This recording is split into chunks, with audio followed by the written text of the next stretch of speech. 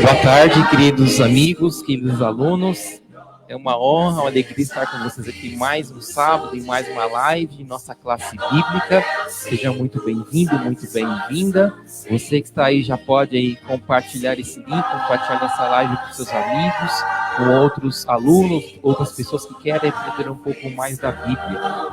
Estamos muito felizes. Nessa tarde também não estou sozinho, estou acompanhado do nosso professor Denilson.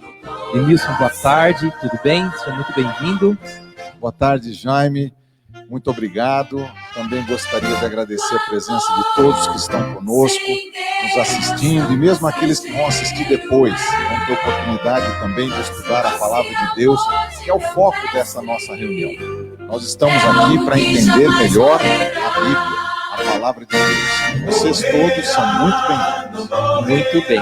Bom, queridos, como vocês já sabem, nossos estudos está seguindo esse manual aqui, chamado Ouvindo a Voz de Deus. Então, você, caso queira receber também esses estudos antecipadamente, até se preparar para as aulas, pode nos procurar aí, pode colocar na live, eu quero receber, nós enviaremos para você, e você poderá acompanhar essas projeções, onde tem as perguntas, as respostas, de todos os temas que nós estamos estudando, ok? Hoje nós vamos estudar um tema muito importante, essencial para que você entenda um pouco dos conceitos, qual Deus quer nos ensinar através de sua palavra, a Bíblia. E vamos, antes de mais nada, fazer um comentário do que falamos na semana passada, tá ok? Mas antes disso, nós queremos também deixar um ok aqui, deixar um abraço para pessoas que já estão entrando em nossa live, né, Demilson? Sem dúvida. Por exemplo, aqui temos a Juliana, a Mônica Martins, a Mary Santos, a Marinalva Almeida, o Daniel. Deus abençoe você e sua família, sejam muito bem-vindos, muito bem-vindas, e que vocês continuem aí a participar de nossa live da classe bíblica, também pela página da Igreja da Freguesia Dó e também pela página da classe bíblica, tá ok? Também temos a presença aí do nosso professor Túlio. É muito bom ter ele conosco aqui, nos apoiando, nos ajudando. E lembrando que se você tem alguma dúvida, alguma pergunta, por favor, mande para nós. Se nós tivermos oportunidade de responder aqui ao vivo, faremos. Se não tivermos esta chance, não se preocupe, que nós daremos a resposta a você. Muito bem. Então, como de costume, nós sempre pedimos a orientação de Deus em nosso estudo. Então, vou pedir para que o professor Demilson faça uma breve oração, pedir a orientação de Deus e Espírito Santo nesse estudo. Vamos lá? Vamos orar. Querido amorável Deus que estás nos céus, somos muito gratos a Ti, que mesmo com todas as dificuldades que este mundo passa neste momento, nós podemos nos reunir através do laço de amor que nos une através do Seu nome para estudarmos a Sua santa palavra. Esteja conosco aqui, Senhor, durante este tempo que estivermos abrindo o livro sagrado, para que nós possamos sair daqui com maior e melhor entendimento a respeito do Seu plano para este mundo. Perdoe os nossos pecados, nossos erros e cuide de nós, em nome de Jesus. Amém. Amém. Obrigado, Demilson. Bom, queridos, estão preparados? Você que está com o seu guia de estudos, pegue ele, uma caneta, anote as respostas ou poste suas dúvidas. Vamos começar. Bom, antes de mais nada, vamos fazer uma pequena retrospectiva do que falamos no estudo passado. Você talvez acompanhou aí na nossa live, ou então ao longo da semana no Facebook. Na semana passada, nós falamos um pouquinho sobre o plano da salvação. Foi um estudo muito profundo, um estudo muito importante, aliás, é uma das bases para que você consiga entender a Bíblia nos seus princípios, naquilo que realmente você precisa conhecer da palavra de Deus, e nós conversamos, juntamente com o professor Túlio, no sábado passado, que após Adão e Eva caírem em pecado, Deus não deixou eles sozinhos. Como nós vemos lá em Gênesis 3,15, né, Demilson? Ali nós vemos que Deus tinha um plano beijar que após Adão e Eva pecarem, para salvar a humanidade, não deixou eles caíssem em pecado. Como nós vemos lá em Gênesis 3:15, né, Edmilson? Ali nós vemos que Deus tinha um plano. Ele está primeiro a promessa do Salvador para salvar a humanidade. Não deixou ele só e ele, Jesus Cristo, como nós vemos lá em Gênesis 3:15, nós não lemos que Deus tinha um plano. Qual foi a primeira coisa que Deus ofereceu a Adão e Eva? Deus feriu. Deus ofereceu o quê? Uma roupa de pele. Como nós vemos lá em Gênesis 3:15, para que ele se protegesse. Mas Deus tinha um plano. Veio da onde? Foi feita do quê? Essa simbolista Bem, nós temos que imaginar que Deus tudo pode, tudo cria eles para que eles se protegessem. Não podemos imaginar que ele tenha matado algum animal para justamente fazer essa proteção para ele. Nós temos que imaginar que ele criou especialmente para aquele momento essa proteção. Exatamente. E tudo isso para simbolizar o quê? Alguns queria. Mas independente disso, Jesus ele tomou os pecados, faltas e, além do mais, tudo isso trabalha constantemente com a natureza que é humana, mas independente disso, Jesus levava a pecaminosa e nos afasta de Deus. É o nosso desejo desde tudo isso, desde nossa nascença, que eu nasci, né? Assim como Davi fala que em pecado concebeu a minha mãe.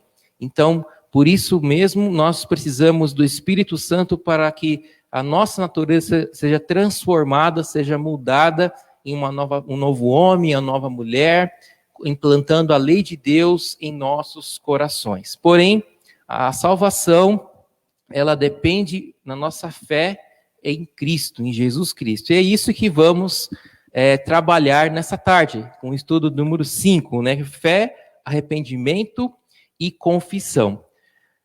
Vou fazer uma pergunta para você, Edmilson. Vamos lá. Se você ganhasse um cheque de 10 milhões de dólares, você ficaria feliz? Seguramente que sim, né?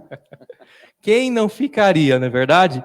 Mas o detalhe mas Edmilson, somente ter o cheque em mãos é o suficiente? Eu creio que não, né? Você tem... Não é suficiente, não, né? Eu preciso ter segurança de que aquele papel redunda em eu ter as notas dos 10 milhões. Exatamente. Então, da mesma forma que você tem um valor alto em suas mãos, porém, você tem que ir até o banco, você tem que receber por este cheque, depositar este cheque, receber esses valores, a mesma coisa podemos aplicar ao sacrifício de Jesus. Jesus nos deu a sua salvação. O seu sangue foi derramado por nós na cruz do Calvário, como nós conversamos bastante na live passada. Mas se eu não fizer a minha parte, tem algumas etapas importantes a serem realizadas para que eu receba e viva essa salvação na minha vida. Então, para isso, eu tenho que ter 3 mecanismos muito importantes, que é a fé, o arrependimento e a confissão.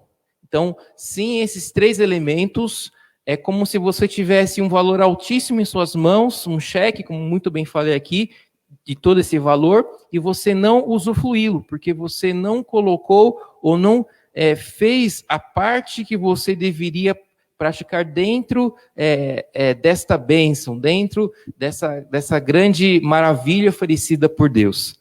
Muito bem. E o nosso estudo também comenta, Edmilson, que, além disso, muitas pessoas carregam muitas coisas ruins dentro delas. E o estudo até comenta que em muitos hospitais, em meio a essa pandemia também, existem muitas pessoas deprimidas, pessoas perturbadas, porque elas não se perdoam e não perdoam aos outros, né? E até aqui no estudo, um diretor de uma dessas instituições até comentou assim, olha, se metade dessas pessoas pudesse crer no perdão, elas poderiam ser mandadas embora para a casa delas.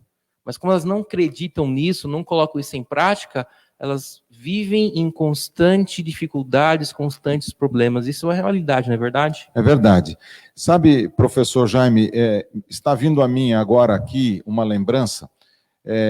Os mais jovens não vão se lembrar, mas algumas pessoas sabem que alguns anos atrás, cerca de quase 30 anos atrás, nós tivemos um presidente da República que foi deposto por um impeachment, o Fernando Collor. Não é? E eu lembro que alguns anos depois, um jornalista muito famoso estava fazendo uma entrevista com o ex-presidente e perguntou para ele assim: você tem ódio das pessoas que tiraram você do poder?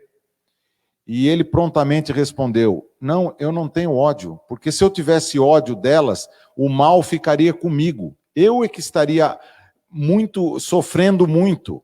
Então, vejam que, alinhado com o que o professor Jaime falou, muitas vezes nós dizemos: eu perdoo, mas é um perdão que não é genuíno, é um perdão que não é verdadeiro. E nós vamos estudar hoje, aqui, através da Bíblia, os ensinamentos que nos fazem entender como deve ser esse perdão e o que nós devemos fazer para termos a condição humana de concedermos o perdão. Não é fácil, o perdão não é uma atitude fácil de conceder, porque às vezes a gente é tão magoado, a gente sofre tanto por causa de algum comportamento que alguma pessoa faz contra nós, que nós temos muita dificuldade. Mas nós vamos entender hoje na lição que nós temos um caminho para isso. E eu queria aproveitar, professor, e dizer o seguinte: tem muitos amigos aqui entrando. Legal. E o Zichério, que tem uma amiga nossa aqui, a nossa live está chegando lá na Itália. Nossa, a Paula Cristina Kovacs está lá assistindo na Itália, né? E eu também não gostaria de deixar de mencionar aqui o Leonardo Galfi, o Reginaldo Luca Fernandes, e também em especial a minha mãezinha de 94 anos, que está lá no interior de São Paulo, sendo cuidada pela minha irmã nesse momento de coronavírus. Ela também está assistindo a nossa aula. Eu queria mandar um beijo para minha mãe, pedir licença para vocês. Qual o nome dela, perdão? É Maria. Maria, dona Maria, que Deus abençoe você e toda a família. Parabéns, Emilson, que Deus esteja abençoando a toda a sua família, as famílias aqui representadas. Sejam muito bem-vindos. Então, vamos lá, então, gente. Vamos, então, discutir um pouco mais sobre essa questão da fé, do arrependimento e da confissão. Então, vamos à pergunta 1 aqui. Ela nos dá uma base muito importante e, às vezes, você pode até ter a sua resposta aí na sua mente, no seu coração, mas vamos basear na Bíblia. A Bíblia nos dá as respostas corretas para as nossas dúvidas. O que é a fé, né? E qual é a importância da fé na nossa vida? E a Bíblia responde com uma passagem muito esclarecedora ali, provavelmente escrita por Paulo, no livro de Hebreus, no capítulo 1, nos versos 1 a 6. Hebreus capítulo 11, vamos ler o verso 1 e depois o verso 6. E ele diz assim: ora, a fé é a certeza de coisas que se esperam, a convicção de fatos que se não veem. E o verso 6 complementa: de fato, sem fé é impossível agradar a Deus, porquanto é necessário que aquele que se aproxima de Deus creia que ele existe e que se torna galardoador dos que o buscam. Nossa, Demilson, que passagem profunda é essa? Então, muito profunda. E basicamente, então, eu quero focar nessa passagem. O estudo aqui nos mostra 3 passagens. E só quero complementar com a terceira passagem, que é em Tiago 2:26, que fala assim: porque assim como o corpo sem espírito é morto, assim também a fé sem obras é morta. Então essa pergunta é uma pergunta um pouco complexa, né? É uma pergunta bem abrangente, com muitos detalhes. É importante que você, aluno, que você, amigo, entenda pela Bíblia o que é fé. Então vamos responder a pergunta aqui, vamos fazer alguns comentários sobre isso, ok? Então, respondendo aí, fé é certeza. Ela agrada a Deus e produz paz. A fé sem obras é morta. Vamos lá. Queridos, a fé. É importante você ter fé. Mas fé no quê? Fé em quê? Às vezes as pessoas têm uma certa dúvida quanto o que realmente ter fé. Mas a Bíblia é muito clara. Fé é você ter certeza daquilo que você não vê. Aquilo que você não enxerga. Mas nós, né, pobres humanos, nós somos muito descrentes. Nós só acreditamos, como o próprio Tomé, no evento que ele viu a Jesus ali depois da ressurreição, olha, agora que eu acredito, pegando nas mãos de Jesus, né? Só acreditamos quando vemos. mas isso parece um pouco desconexo, porque se eu tenho fé, eu tenho que acreditar em coisas ou circunstâncias que estão além dos meus olhos, estão além daquilo que eu possa enxergar. Vou dar um exemplo prático aqui. Por exemplo, eu não preciso de fé para crer que o Demilson está aqui do meu lado. Você também está assistindo aí, você também é testemunha disso. Demilson está aqui do meu lado. Familiares, Demilson, olha, ele está aqui. Você está vendo, eu estou aqui, eu tenho certeza. Olha, ele não posso tocar nele, né? Mas ele está aqui, em carne e osso, ele está aqui. Mas, por exemplo, agora, se na semana que vem, eu não vou estar aqui na live, estará o professor Túlio, e algum amigo meu perguntar, olha, Jaime, você estava com o Demilson? Sim, eu estava, mas essa pessoa também não viu essa live. Então, essa pessoa vai ter que acreditar em mim de que eu estava com o Demilson, ou seja, ela vai ter que, de uma certa forma, colocar uma dúvida assim, será mesmo, Jaime, que você estava com o Demilson? Olha, é o que eu estou vendo, mas a pessoa que não ver essa live vai ter que acreditar na minha palavra, ou vai ter que ter fé que o Demilson estava aqui. Então, é um conceito interessante de que, por exemplo, outro conceito interessante aqui, nesse ambiente, nós estamos aqui na igreja, eu estou ouvindo a minha voz, eu estou vendo aqui pouquíssimas pessoas, que é a equipe que nos dá suporte, mas, por exemplo, tem sons, tem luzes que eu não enxergo, que eu não ouço, mas estão aqui, estão presentes aqui. Então, isso não é porque eu não estou vendo ou não estou ouvindo que elas não existem. E Deus também da mesma forma, Demilson. Eu não posso muitas vezes ver com os meus olhos carnais a Deus, eu não posso muitas vezes ver os anjos, mas eles estão conosco. Então, esse conceito de fé é um conceito muito importante, que é a base para você realmente ter uma confiança, ter uma resposta a muitas angústias que estão no seu coração. Sim.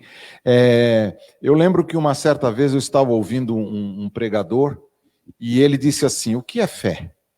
Ele disse assim, fé é você estar num lugar completamente escuro e você dar um salto com a certeza de que você não vai morrer.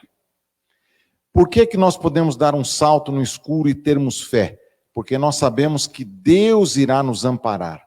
A sua santa palavra irá nos dar condição de nós entendermos o princípio da fé em Jesus, o princípio da fé em Deus. E desta maneira, se nós saltarmos no escuro, nós não cairemos e não morreremos. Isto é fé. Muito bem, muito bem. Mas, Demilson, uma pergunta interessante. Muitas pessoas falam que a fé não tem que se basear somente, como nós lemos ali em uma passagem em Tiago 2,26, que somente a fé não é suficiente. A fé sem obras é morta. O que a Bíblia quer dizer nesse sentido? Será que eu preciso ter mais do que fé para realmente colocar isso em prática na minha vida? Preciso também das obras? Qual seria o conceito desse termo que nós falamos há pouco? Nós podemos voltar quase 500 anos na história da humanidade, quando Martinho Lutero, um monge que vivia na Alemanha, ele percebeu que a religião a qual ele servia estava focada pura e simplesmente nas obras. Então eles queriam angariar recursos para construírem igrejas, para benefício próprio, sem se preocupar com as pessoas. E Martinho Lutero, então, fez uma revolução que nós chamamos de reforma, e depois surgiram outros reformadores tão importantes quanto Martinho Lutero, como Calvino, na Suíça, e outros nomes de muito prestígio na parte teológica. E ele mostrou, então, que a salvação era pela fé. Mas e as obras, onde ficam? As obras são consequência da fé. Se você possui fé, a sua vida vai ser uma vida de obras. Você vai se preocupar com Deus, vai se preocupar com o seu próximo, seja ele a sua família, seja o seu próximo lá da África, seja quem estiver tendo algum tipo de necessidade. Nós estamos vendo, neste momento, nesta crise terrível sanitária que o mundo vive, quantas manifestações de interesse em ajuda ao próximo, quantas comunidades empresariais, comunidades profissionais, comunidades religiosas estão se unindo para dar comida àqueles que não têm, para dar uma coberta àqueles que não têm como se livrar do frio.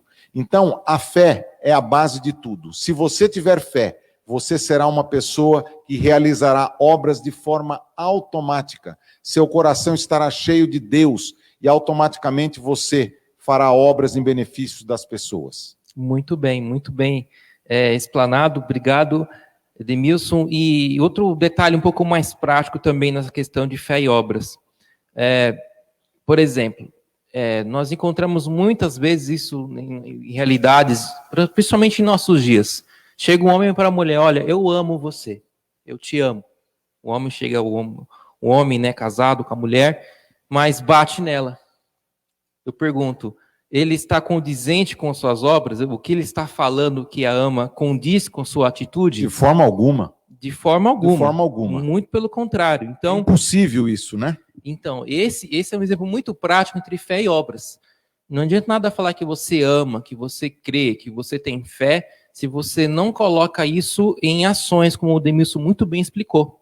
Então, se você ama, você coloca esse amor em prática. Se você tem fé, você coloca essa fé em prática, e ambas são coerentes, são condizentes. E as pessoas conseguem perceber isso. Quando você tem fé, principalmente na palavra de Deus, em Deus, as pessoas percebem que você é uma pessoa melhor estruturada emocionalmente, fisicamente, mentalmente, para encarar situações e momentos difíceis. Não estamos dizendo aqui que pessoas que não têm essa mesma crença são piores ou melhores. Não, estou falando aqui que a Bíblia, a palavra de Deus, nos dá esse conforto, nos dá essa força, nos dá esse up, esse ânimo para encararmos as situações com um olhar diferente. Então, essa é a diferença e estudar a Bíblia sobre isso.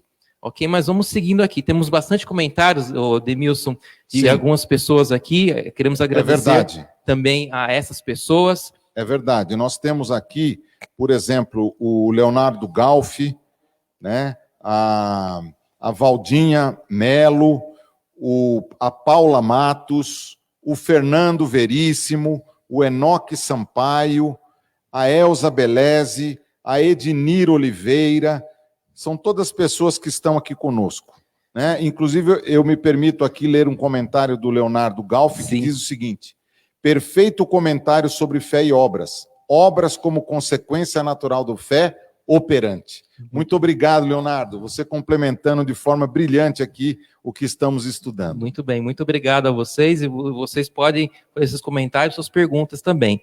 Bom, na pergunta 2 aqui, no nosso estudo, faz uma pergunta também bem direta. Qual que é o objetivo da fé? Né?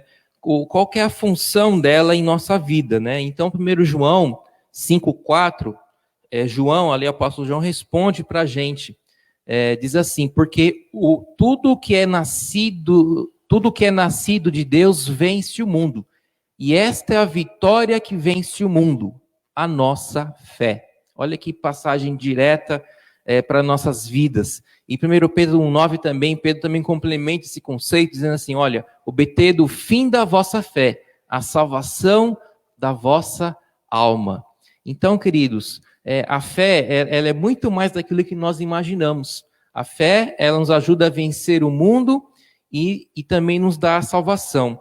Então, queridos, diante de um mundo tão caótico, diante de um mundo que está agonizando por tantas coisas que ocorrem de ruim em nossa vida, você tem que ter a certeza de que não é uma economia que vai salvar o mundo.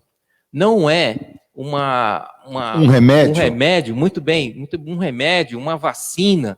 Não é nada disso que vai salvar o mundo. O que vai salvar o mundo é a fé. A fé em quem? Em Jesus Cristo, a fé em Deus, a fé é sua palavra. Isso que a Bíblia fala que realmente vence. Então, se você nessa tarde que está aí nos acompanhando quer ser um vencedor, quer ser a vencedora, você tem que ter fé não em coisas, mas em uma pessoa. E essa pessoa se chama Jesus Cristo.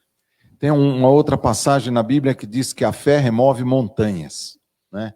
Quantas vezes a gente vê uma pessoa angustiada, com um problema sério, que persiste na vida dela, um filho que está perdido no mundo, um marido que não quer entregar sua vida a Deus, e aquela pessoa tem tanta fé, às vezes ela ora uma vida inteira, 30, 40, 50 anos para receber a resposta de Deus, mas ela não perde a sua fé. Ela pede e ora com fé, e Deus responde. Responde no momento em que ele entender que é adequado para responder. Muito bem, muito bem, muito bem comentado. Na pergunta 3 aqui, agora coloca um pouquinho na prática essa questão da fé, né? Como eu posso, então, desenvolver essa fé que vocês estão falando aí nessa live? A própria Bíblia responde. Como nós sempre sabemos, a Bíblia é a nossa única regra de fé e nela encontramos todas as respostas daquilo que precisamos em nossa vida. Então, ali Paulo, em Romanos capítulo 10, verso 17, fala assim, e assim a fé vem pela pregação, e a pregação pela palavra de Cristo. Isso eu acho uma passagem muito esclarecedora. Então, a fé, ela vem enquanto ouvimos a palavra de quem? A palavra de Deus. E aí, talvez não seja o momento de nós entrarmos aprofundadamente nessa questão. As pessoas têm um conceito um pouco diferente de fé, de que a fé é somente quando eu acredito em determinada coisa. Ok, tudo bem, mas aqui estamos falando da fé baseada nas Escrituras. E a fé verdadeira, baseada nas Escrituras, é quando eu estou buscando, ouvindo a palavra de Deus. Essa é a genuína fé, é a fé original. Mas, Demilson, me ajuda a tirar uma dúvida que surgiu agora, pensando nessa questão. É diferente eu ter fé e eu crer? Existe diferença entre eu ter fé da Bíblia e crer em alguma coisa? Ou ambas se complementam? Como é que... ou ambas são similares? Ou são sinônimos? Existe diferença entre eu ter fé e eu simplesmente crer? Eu vejo que elas são complementares, né? A fé é uma coisa muito forte que existe dentro de você, em você estar crendo em alguma coisa. Agora, o fato de você crer não necessariamente lhe dá a fé. Isso é um ponto muito importante. Então quer dizer que crer não é suficiente? Não é suficiente. Você precisa ter fé. A fé é uma coisa muito maior, é uma coisa muito mais forte que está dentro de nós. Muito bem, muito bem. A Bíblia complementa também essa observação muito bem colocada ao Demil, dizendo que até Satanás e seus anjos creem, mas não, eles creem, mas não têm fé. Eles creem, eles sabem que existe em Deus, que existem os anjos bons, eles sabem e tremem por isso. Na própria Bíblia está escrito esse detalhe, mas ele não tem fé. Ele tinha fé antes, né? Antes dele cair. Sim, ele tinha fé antes. Ele tinha fé antes, agora ele não tem mais, somente crê. Ele sabe que Deus existe, e o interessante é que o próprio inimigo de Deus sabe que Deus existe, sabe que está no controle de tudo, e nós, criaturas dele também, muitos não têm fé nisso. E até vai até mais longe, até não crê. Então, é um ponto importante a ser discutido aqui, porque é aquilo que nós já falamos, temos que ter coerência. Se eu creio, eu tenho que ter algo muito maior do que crer, eu tenho que ter fé. E é isso que vamos aqui conversar um pouco isso. Então, a forma de eu desenvolver essa fé genuína, essa coisa maior, o qual o Demilson disse, é ouvindo a palavra de Deus. Ou seja, você que está acompanhando essa live nesse exato momento, está desenvolvendo a sua fé. Você que acompanha a IAS de Freguesia do UOL, outros canais que pregam a palavra de Deus, as verdades escritas na palavra de Deus, você está desenvolvendo a sua fé. Quando você mesmo também, por si só, busca o seu relacionamento com Jesus, lendo a Bíblia, orando, ajudando o próximo, você também está desenvolvendo e aumentando a sua fé. Muito bem, muito bem. Vamos à pergunta 4, nosso tempo corre, não podemos aí... Jaime, perder muito tempo. Sim, pode falar, Demilson. Só rapidamente aqui, né? A Maria Pereira está aqui conosco. Opa, também, ouvindo os nossos estudos. Todos são bem-vindos.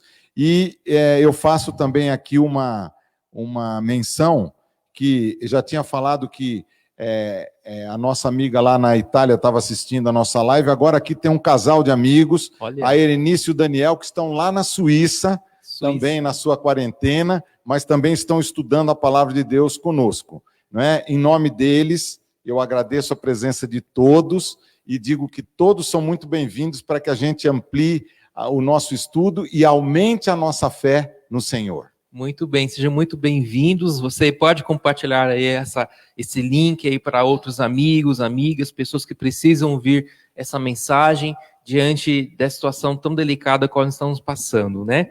Muito bem, gente. E a pergunta 4 aqui nos faz uma pergunta até um pouco de reflexão para nós. Fala-se tanto de Jesus, tanto do que ele é importante em nossas vidas, mas o que realmente ele veio fazer ao vir essa terra? E a Bíblia responde isso, e essa pergunta nos dá uma dimensão interessante da questão da fé e do arrependimento. Em Lucas capítulo 5, verso 32, diz assim, o próprio Jesus falando, palavras de Jesus, não vim chamar justos, e sim pecadores ao arrependimento. Essa passagem é interessante, porque Jesus aqui ele deixa muito claro da missão dele, Edmilson. Interessante que ele já começa com uma negativa. Fala assim, olha, não vim chamar justos. O que será que Jesus quis dizer com não vim chamar justos? Será que Jesus, quando veio aqui, esperava achar pessoas perfeitas, pessoas sem erros, sem máculas? Porque senão não teria motivo de Jesus vir aqui nessa terra, né? Não, ele tinha certeza que não ia encontrar nenhum justo aqui. Porque o real propósito dele, ao vir a esta terra, era justamente salvar os pecadores. Como nós já falamos aqui em aulas passadas, né, em estudos que nós já fizemos aqui, até aquele bebê mais ingênuo que acabou de nascer já é um pecador.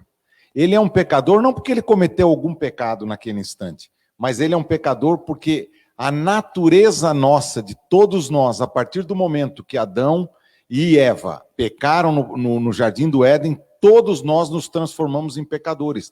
Não existe, tem uma outra passagem também do apóstolo Paulo, dizendo que não existe um justo sequer na face da terra.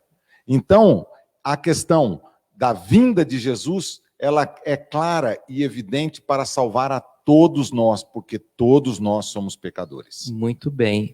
E com essa missão, Jesus sabendo que nós somos pecadores, ele precisa que nós reconhecemos isso em nossas vidas. Então, tanto ele fala em sua passagem assim, e sim, chamar pecadores ao quê? Ao arrependimento. Ou seja, trazer a consciência de todos nós que somos falhos, como o Demilson muito bem falou, que temos problemas, que temos dificuldades e que precisamos redimir quanto a estas coisas. Então Jesus aqui veio com uma missão muito especial, mas essa missão foi fácil? Não foi, né, Demilson? Foi uma missão muito difícil, né? Muito difícil. Por que foi difícil, Demilson? Com muita dor, com muito sofrimento, porque a Bíblia também diz, ele veio para os que eram seus e os seus não o receberam. Então, o que poderia ter sido menos difícil para Jesus foi muito difícil, porque ele foi muito perseguido, ele foi muito mal entendido, e levou-se anos, até os próprios contemporâneos de Jesus, a grande maioria não entendeu o real propósito dele ao vir a este mundo. Muito bem. Então, respondendo a pergunta 4, nosso guia de estudos, Jesus veio chamar pecadores ao arrependimento. E a gente vai trabalhar um pouquinho, queridos, nessa questão do arrependimento, né? Mas para que a gente possa trabalhar um pouquinho mais, vamos avançar na pergunta 5, que nos fala aqui, a partir de Romanos capítulo 2, verso 4, o que nos leva ao arrependimento. E a gente, em cima dessa resposta, vamos trabalhar um pouquinho esse conceito, tá bom? Então, vamos ler a passagem e vamos trabalhar um pouquinho sobre isso. Vamos lá.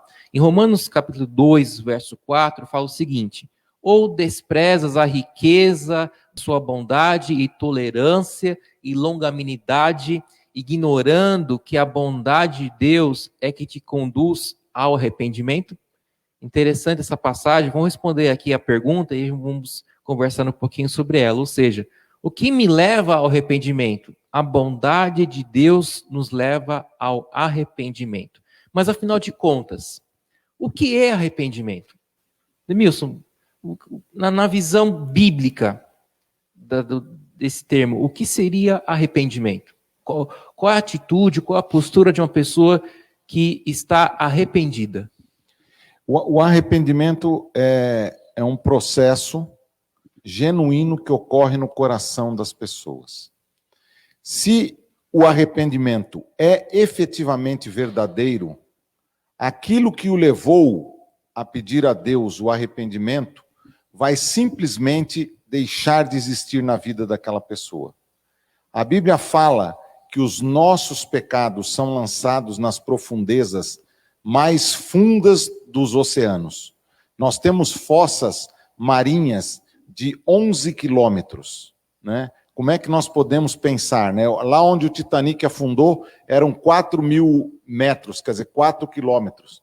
Nós temos lugares lá próximos à região das Filipinas, no Oceano Pacífico, em que nós temos 11 quilômetros. Então, a força linguística dessa expressão de lançar o nosso pecado nas profundezas do mar, mostram que é impossível, depois que esse pecado foi depositado nesse local, que alguém possa tirá-lo de lá.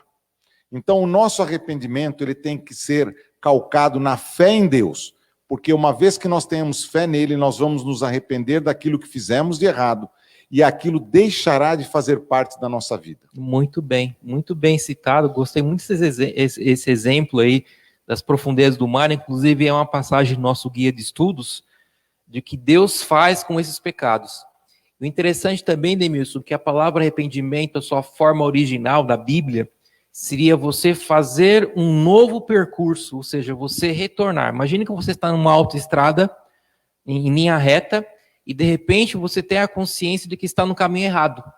O que você vai fazer? Você vai fazer o quê? Um retorno. Você faz um retorno e volta ou retoma a sua direção no caminho correto. E o termo arrependimento é exatamente na sua forma raiz da Bíblia, leva esse sentido, é você mudar a direção, você fazer um retorno. Você está certo que está indo por um caminho, mas em determinado momento você toma consciência que o caminho está errado e precisa fazer um novo trajeto em sua vida. Então, arrependimento tem esse conceito, e a gente vai na pergunta 6 aqui, entrar um pouco mais nesse detalhe, e é interessante, só quero fazer mais um comentário dessa pergunta, do que nos leva ao arrependimento, a bondade de Deus. Essa bondade de Deus é simbolizada e traduzida como Espírito Santo. Certo. Às vezes, queridos, nós temos um conceito um pouco errado do Espírito Santo. Vamos ter um estudo lá no final, falando um pouco mais sobre isso. Mas o Espírito Santo é ele que te conduz ao arrependimento. É aquela voz, Demilson, que fala assim: Jaime, cuidado, você não está fazendo algo certo. Olha, volte-se para Deus, cuidado, aí não é a melhor alternativa. Essa voz não é o seu sexto sentido, como muitos falam, né? Não é o seu instinto. É a atuação do Espírito, né? Perfeitamente. O Espírito Santo, atuação do Espírito. Ele ainda está aberto, ele está disponível a todos aqueles que o buscam. Graças a Deus por isso, a porta da graça não se fechou. Vamos entrar nesse detalhe mais para frente, mas enfim, o Espírito Santo é que conduz você muitas vezes. Aliás, eu quero até fazer um comentário aqui. Quantas vezes você saiu da sua casa, já aconteceu comigo, Demilson. Eu saí da minha casa e falei assim: olha, peraí, eu recebo uma voz, olha, já me faça outro caminho hoje. Pegue outro ônibus, pegue outro trajeto, e quando você ouve essa voz, você percebe depois, mais tarde, que naquele trajeto, aquele caminho, aconteceu uma coisa horrível, um acidente, aconteceu alguma coisa, você pensa, puxa vida, como que isso aconteceu? Isso é o Espírito Santo trabalhando no seu coração, na sua mente, te direcionando. E da mesma forma que ele direciona todos os dias da sua vida, também te direciona a você reconhecer os seus erros, reconhecer os seus pecados e colocar isso nas mãos de Deus. Jaime, me permita um comentário complementar. Claro. É uma frase que a gente sempre escuta aí, principalmente no meio empresarial, que diz o seguinte: não dá para você atingir resultados diferentes fazendo as coisas da mesma maneira. Então, o arrependimento é exatamente isso. Na hora que você se arrepende, você vai fazer coisas diferentes na sua vida. Você vai pegar o primeiro retorno em direção a Deus e vai modificar a sua vida. E eu queria aqui, em complemento, se vocês me permitem, o nosso colega aqui, Enoque Sampaio, que está aqui assistindo conosco, colocou uma frase aqui muito bacana. Verdade. Sozinho é impossível alcançar a fé, somente pedindo a Deus, conforme a Bíblia, e fé não vem do homem, vem de Deus. Que coisa bacana. Enoque, muito obrigado pela sua contribuição. E também queria dizer que a Tânia Regina Maurício também, a Ivone Regina Fernandes, são pessoas que vão se achegando aqui e estão participando conosco. Sejam todos bem-vindos. Obrigado, Enoque. Grande abraço a você, sua família, que Deus abençoe você. E perfeito comentário que ajuda a acrescentar aqui esse estudo tão maravilhoso. Então, na pergunta 6, coloca um pouco em prática isso que nós estamos falando. Bom, se eu, então, já me arrependo, se eu, então, vou fazer um retorno, eu vou mudar de direção, eu vou ter uma atitude diferente, o que eu devo fazer? Quais são os passos que eu tenho que fazer? A Bíblia responde isso para a gente.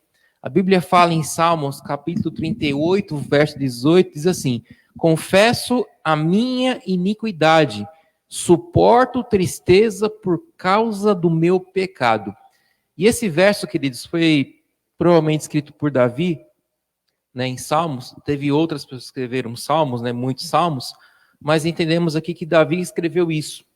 E é interessante, Demilson, que aqui nesse verso, em Salmos 38, 18, parece duas palavras-chave aqui nesse verso: a palavra confessar e a palavra tristeza. Então, queridos, o primeiro passo para que você realmente tome a iniciativa do arrependimento é você primeiro confessar. O que é confessar, Demilson?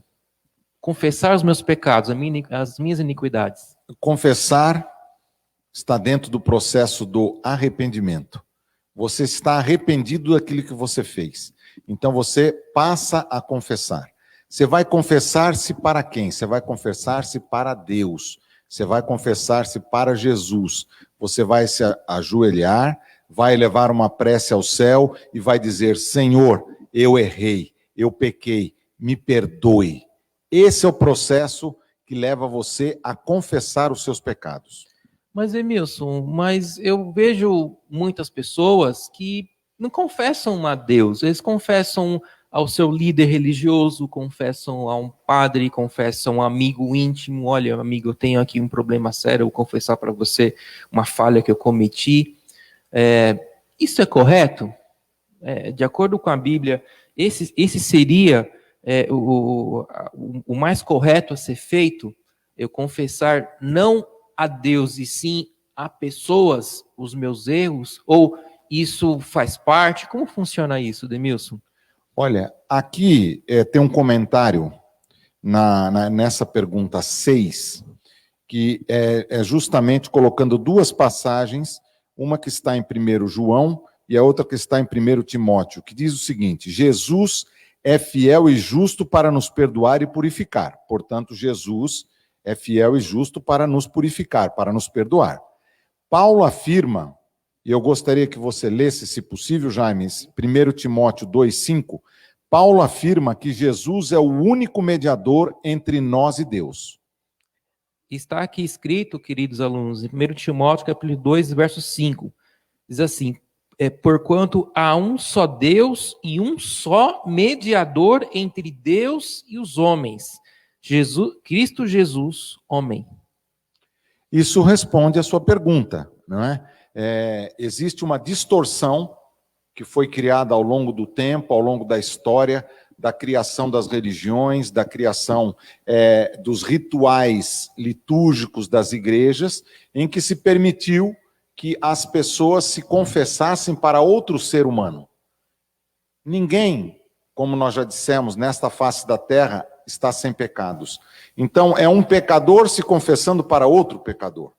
O que a Bíblia nos ensina, e acabou de ser lido agora pelo professor Jaime, lá em Timóteo, diz o seguinte: que o único mediador para que nossos pecados sejam perdoados é Jesus Cristo. Então, um santo, Jesus Cristo, perdoando os pecados de um pecador. Esse é o processo de arrependimento e o processo de confissão dos nossos pecados. Muito bem. Então o mediador seria assim: Eu confesso os meus pecados, Jesus pega esses pecados e leva até o trono de Deus e fala assim: Deus, eu morri pelo Jaime. Está aqui as marcas em minhas mãos, está aqui as marcas em meu corpo. Por favor, querido Deus, perdoe os pecados do Jaime, perdoe os pecados do Demilson, os pecados da humanidade, porque eu morri por eles. Esse seria o sentido mais próximo de mediação, correto, Demilson? Então, Correto. é ele que faz digamos, esse link, né, essa conexão entre nós e o santo trono de Deus. Perfeito. E eu queria colocar, professor Jaime, aqui uma pergunta para nós debatermos, que a Valdinha Mello colocou. É arrependimento ou medo da consequência? Qual é a diferença? Muito bem. Não é uma excelente pergunta? É uma excelente pergunta. Ok. Você pode iniciar? Sim, podemos iniciar. Esse medo das consequências nós podemos traduzir como remorso, né? É quando você comete algo de errado. Aliás, queridos, Deus nos deu essa sensação, esse sentimento de nós sabemos quando estamos fazendo coisas certas e quando estamos fazendo coisas erradas. E aí está, qual que é a minha postura diante de algo que eu cometi de errado? Para muitos, e eu acho que o exemplo mais clássico que podemos entrar aí, usando a Bíblia como exemplo, é a diferença entre a postura de Judas e a postura de Pedro. Qual foi a postura de Judas diante do momento que ele reconheceu que fez algo errado? Vamos lembrar um pouquinho a história? Judas foi influenciado pelos líderes religiosos a mostrar aonde Jesus estava. E por isso... Atrair a Jesus. Exatamente, para atrair a Jesus, muito bem lembrado. E aí ele, por isso, ganhou 30 moedas de prata. De prata. Né? E aí quando ele recebeu esse valor e viu presencialmente ele Jesus sendo preso, ele pensava que Jesus ia usar o seu poder, ia se libertar, ia dominar, mas isso não aconteceu. E qual foi a reação de Judas? Judas simplesmente pegou essas moedas, jogou lá no meio do templo, né? E foi lá e se enforcou, né? Se suicidou, se matou. Eu pergunto, ele estava com medo das consequências? Também estava. Mas ele se arrependeu verdadeiramente? É uma pergunta que vamos jogar aqui no ar. Já a postura de Pedro. Pedro negou Jesus quantas vezes? 3 vezes. Jesus já tinha alertado para ele, olha, assim que o galo cantar, você vai me negar. Ele falou, não, senhor, imagina, isso jamais vai acontecer, eu sou fiel a ti até o fim, vou seguir, tal. E no final das contas, fato e dito, Jesus falou. E assim que começaram a interrogar Pedro, falou, não, eu não conheço, eu não sei quem é esse homem, eu nunca andei com ele. E as pessoas falavam, não, mas você tem o mesmo jeito de falar de Jesus, você andou com ele sim. Não, jamais conheço esse homem.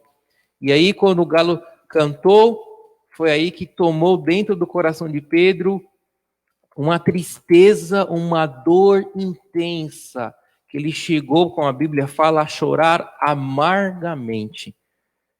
Será que conseguimos distinguir as diferenças entre Pedro e Judas, baseado nesse começo que eu iniciei aqui a fazer, Demilson, sobre qual a diferença entre arrependimento e remorso, ou, como a nossa aluna me falou, medo das consequências? Eu posso fazer um comentário paralelo ao seu. Essa comunidade aqui, da Freguesia do Ó, ela faz um trabalho historicamente em presídios, né, com o sucesso da conversão de muitas daquelas pessoas que estão na escória humana dentro de um presídio. A gente sabe qual é a situação. E muitas dessas pessoas que se convertem verdadeiramente a Jesus dentro de um presídio, ele sabe que ele cometeu um crime e ele tem que pagar por seus atos através da lei do país. Dai a César o que é de César, dai a Deus o que é de Deus. Mas no momento que ele se converte a Jesus, ele se torna uma pessoa feliz. Ele sabe que ele cometeu um erro. Ele não tem medo que ele tem que enfrentar ainda vários anos para poder sair da prisão, porque ele sabe que ele encontrou a Jesus. Então, é uma pessoa efetivamente arrependida de tudo aquilo que ele fez. Muito bem.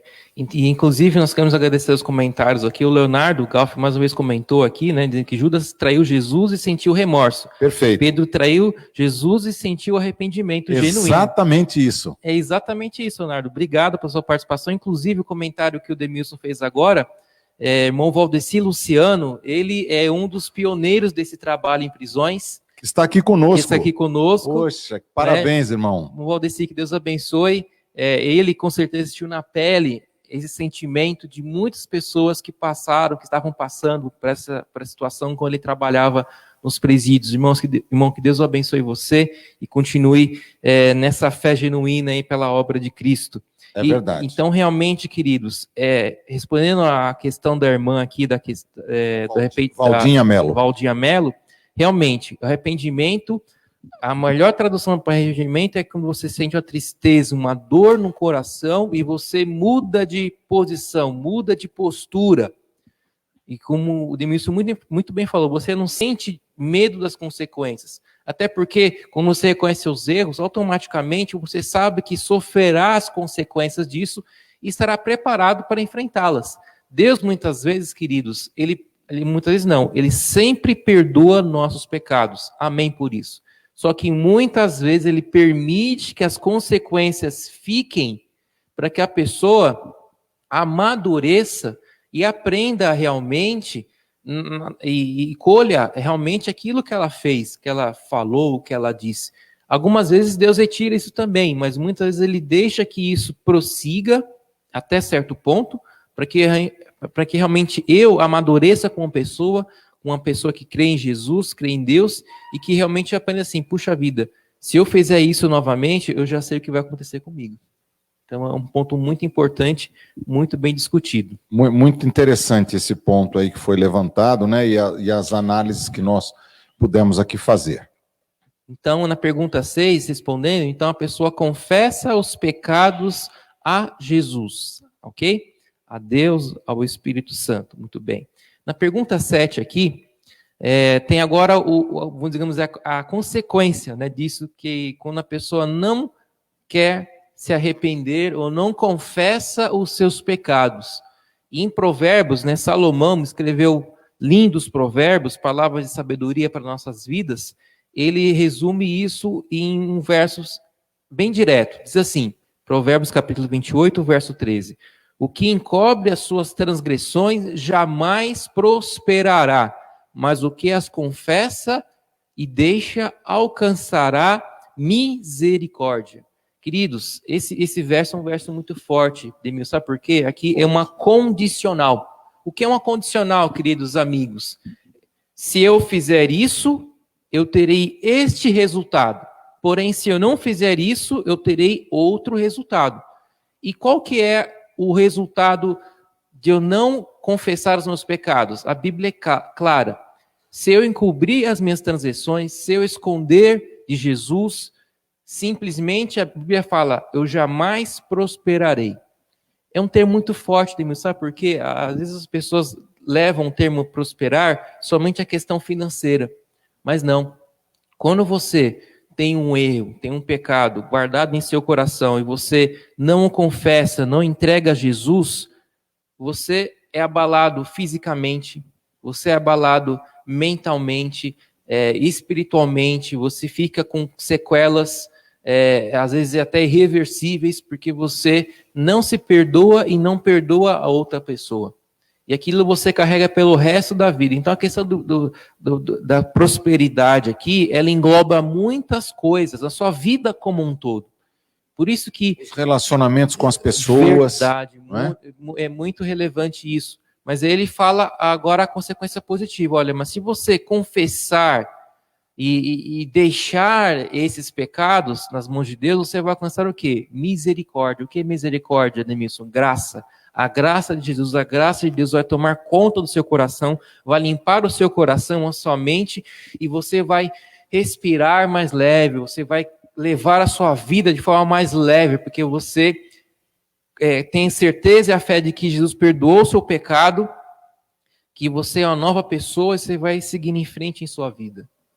Com certeza, né? E se, voltando à sua condicional, for diferente, Se você confessar os seus pecados, você alcançará a misericórdia. Verdade, não isso é? é muito importante. Então, a pergunta 7, jamais prosperará, ou seja, aquela pessoa que não confessar os seus pecados, mas quem confessa e deixa alcançará misericórdia. Talvez eu esteja falando aqui para alguma pessoa que tem um passado que às vezes não gosta de ser revelado, não gosta de falar. Existem situações delicadas na sua vida que marcam o teu passado, que marca a tua vida e que talvez você ainda não entregou a Jesus. E o nosso apelo aqui nessa tarde para você, amigo, aluno, você que talvez estava passando aí pelo Face e viu essa live, esteja passando assim, puxa vida, eu tenho muitas mágoas no meu coração que eu não entreguei a Jesus, eu tenho muitos pecados escondidos dos meus pais, escondidos de minha esposa, de meu esposo, dos meus filhos, da minha família, que só eu sei. Só eu sei. Não, Deus também sabe disso. Deus sabe exatamente o dia que você fez, como você fez, da forma como você fez. Mas Deus não está ali, como muitos pensam, com um trovão, um raio preparado para jogar em sua cabeça, para que você seja fulminado ou fulminada, porque você não entregou isso. Muito pelo contrário, Ele está de braços abertos, com as mãos estendidas para perdoar esse seu pecado e te trazer paz, te trazer conforto no coração. É isso que Jesus espera de mim, de você dessa tarde. Que você entregue tudo a Jesus. Até aquilo que você acha mais vergonhoso, que você, puxa, Jair, mas eu tenho vergonha de falar isso a Jesus. Não tenha vergonha. Entre no seu quarto, feche sua porta, entregue para Deus, para Jesus, tudo aquilo de errado que você fez e fala, Senhor, me perdoe. Me ajude a ser uma pessoa nova, transformada pelo poder de seu Santo Espírito. E aqui, Jaime, muito bem, pode falar.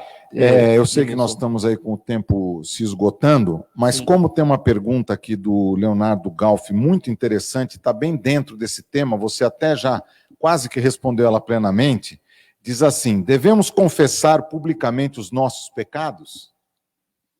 Boa pergunta. Uma boa pergunta, não é? A relação da confissão do pecado é entre você, ser humano, e Jesus Cristo.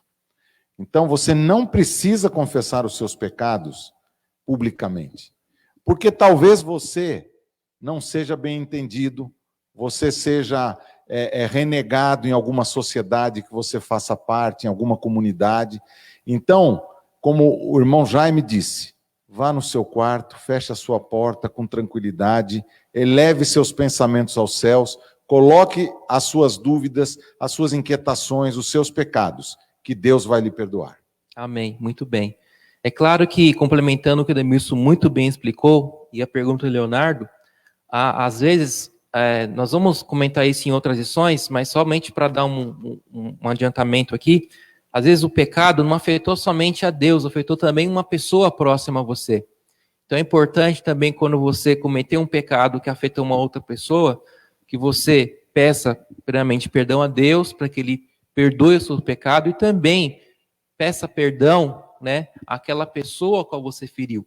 Mas você direciona unicamente para aquela pessoa, né, aquela qual você causou dano de alguma forma, né, que é uma outra parte que aí, novamente, nós falamos aqui, é um dom de Deus, como o Demilson muito bem falou no início, que o perdão é um dom de Deus.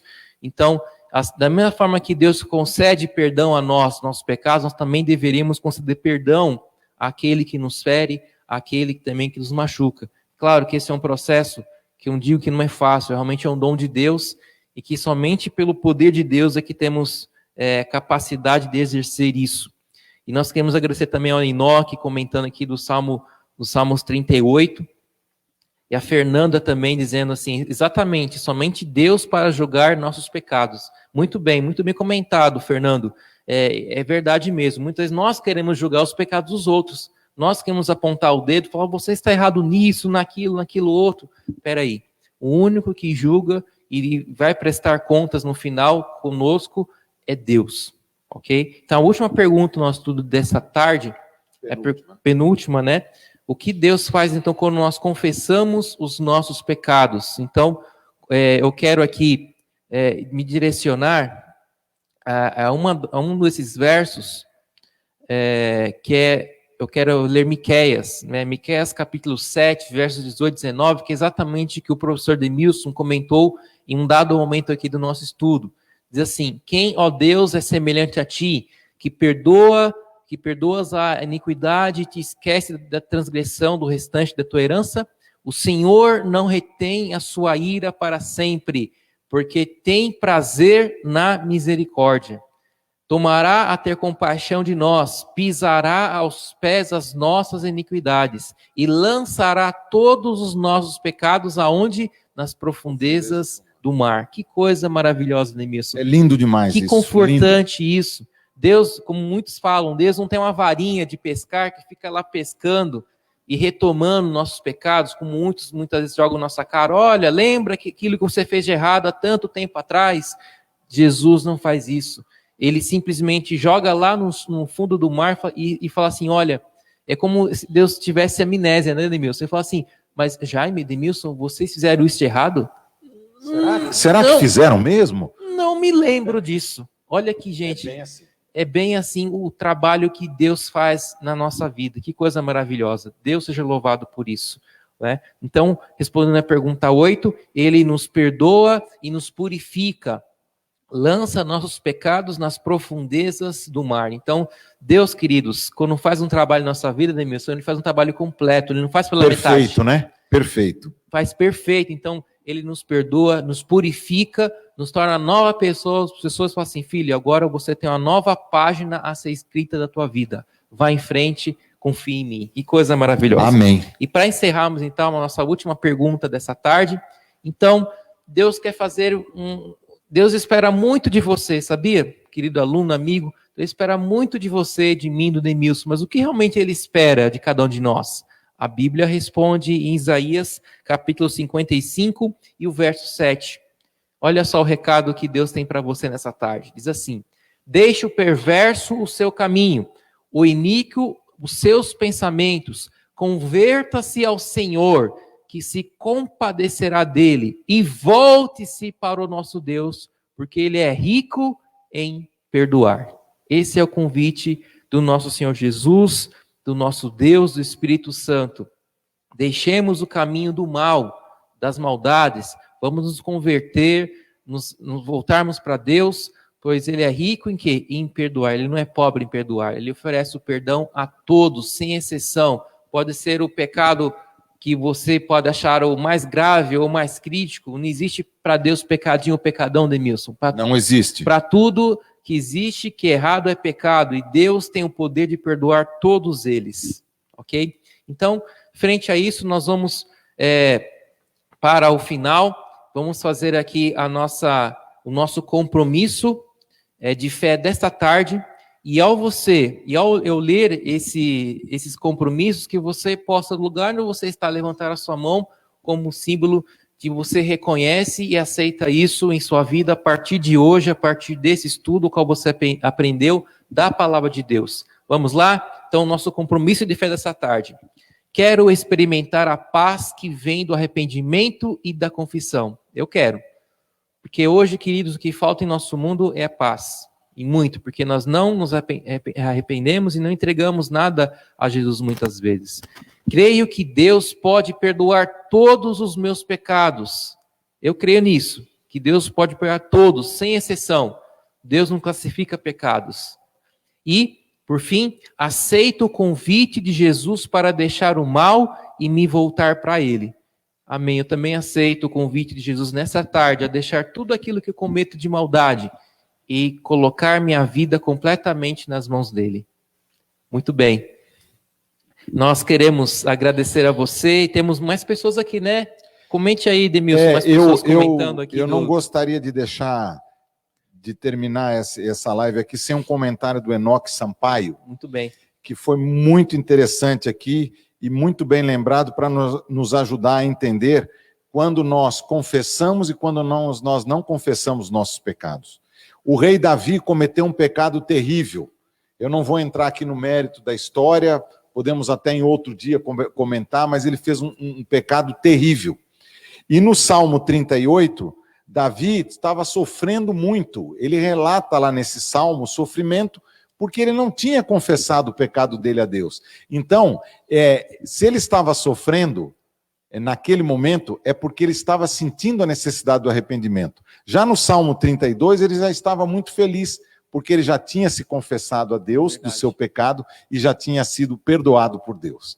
Então, eu gostaria de destacar isso, destacar aqui também o Ricardo França, que está aqui conosco, o Fernando, que deu sua contribuição, agradece muito a Deus por ter sido convidado a estar aqui conosco. Fernando, Parabéns, Fernando. Todos os sábados, às 16 horas, nós estamos aqui para estudar a palavra de Deus. A Rose Santos e o Almir Petralha também, todos aqui conosco.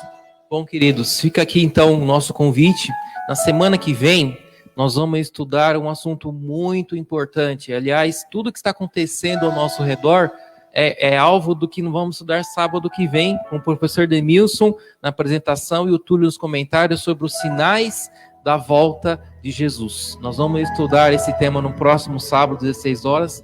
Portanto, você se prepare, se planeje para estar conosco. Eu quero encerrar aqui com uma oração, pedindo para que Deus abençoe a sua vida, a sua família, a nossa cidade, o nosso estado, o nosso planeta como um todo, e principalmente para que você reconheça que é um pecador e que precisa de Jesus em sua vida. Vamos orar? Querido Pai que estás nos céus, nós louvamos o teu santo nome, porque temos nessa tarde, após estudarmos a tua palavra, a certeza e a confiança de que o Senhor é rico em perdoar, que o Senhor é rico em misericórdia, em bondade, em perdão, e que o Senhor oferece isso a cada um de nós, todos os dias, a qualquer momento e a qualquer hora. Nos ajude, ó, para entendermos esse tão grande amor que o Senhor nos oferece, nos perdoando nossos pecados, nos purificando de todo o mal e nos tornando cada dia mais pessoas, sacerdotes, que um dia irão morar contigo na eternidade. Amém. Temos aqui muitos amigos, muitos alunos que têm muitas vezes pecados escondidos, secretos em seus corações. Pedimos, ó Pai, que o Senhor, pela tua graça e misericórdia, incomode eles com questão de bom espírito, para que eles entreguem isso a Jesus, entregue isso a Ti, e assim possam ser transformados, purificados para o Teu santo reino. Nos dê um bom restante de semana na Tua graça, abençoe a todos aqui que estão assistindo, o que nós pedimos e agradecemos em nome de Jesus. Amém. Deus abençoe você, até a próxima, um grande abraço, fiquem com Deus. Uma ótima semana e fiquem em casa. É isso aí. Uma vez amanheceu, o sol da fé em mim nasceu, e quando penso em desistir, Jesus me chama e diz assim: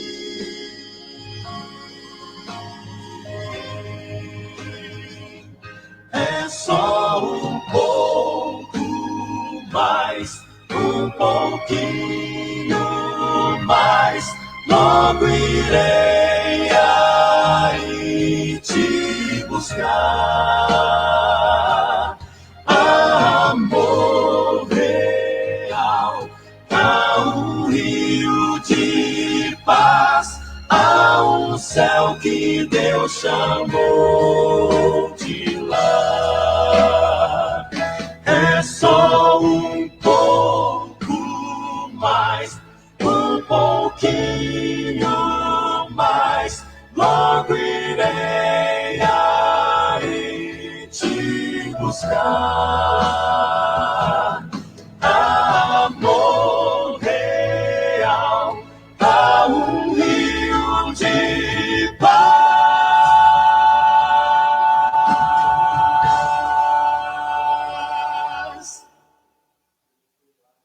há um céu que Deus chamou